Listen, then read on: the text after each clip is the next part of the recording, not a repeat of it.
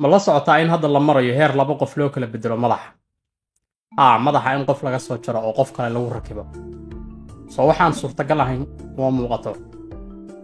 sheekadu hadda malaawaal sayniseed ama science fiction soo dhaaftay waxay maraysaa in si dhab ah loo diyaariyo habraacii iyo farsamadii lagu fulin lahaa arrintaas qariibka ah shirkad Maraykan ah oo loogu yeero Brain Bridge ayaa ku dhawaaqday farsamo isku qoofulan oo qalliinkaas madax isku rakibidda ah ay ku fulinayso iyadoo adeegsanaysa mashiino robotyo ah oo kaashanaya caqliga macmalka ah si isku mar ah oo boobsiis ah ayaa labada qofba madaxa looga wada jaraya iyadoo durbadiiba madaxa lagu rakibayo jirkii loogu talagalay dabcan labada qof midba nolol ka rajaqmin oo maskaxdiisu dhimatay balse la doonayaa in jirkiisa caafimaadka qaba lagu rakibo qof kale oo isna madaxa kaliya ka caafimaad qaba jirkiisuna uusan rajo lahayn si kale haddaan u iraahdo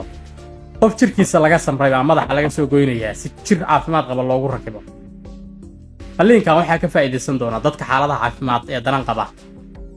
sida terminal cancer paralysis dhaawacyada xangulaha cudurrada neerfayaasha dilaha neurodegenerative diseases iyo wixii la mid ah shirkaddu waxay sheegtay in qofka jirka cusub lagu rakibay madaxiisa uu heli doono miyirkiisii xasuusihiisii iyo kasmadiisii uu lahaa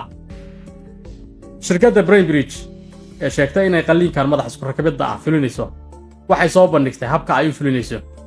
maadaama loo baahan yahay in si xawaaro sare leh loo fuliyo qalliinkan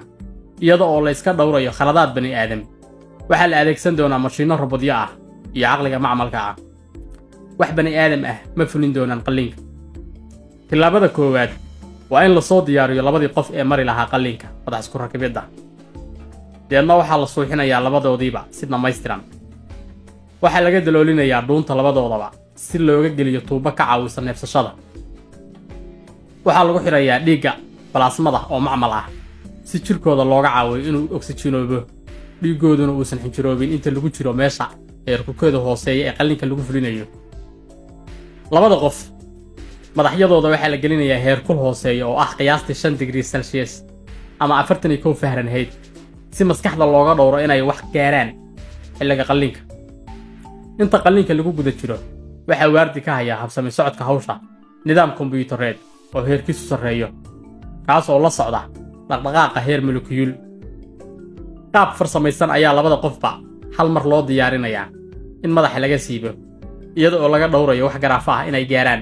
aroorayaasha iyo xangulaha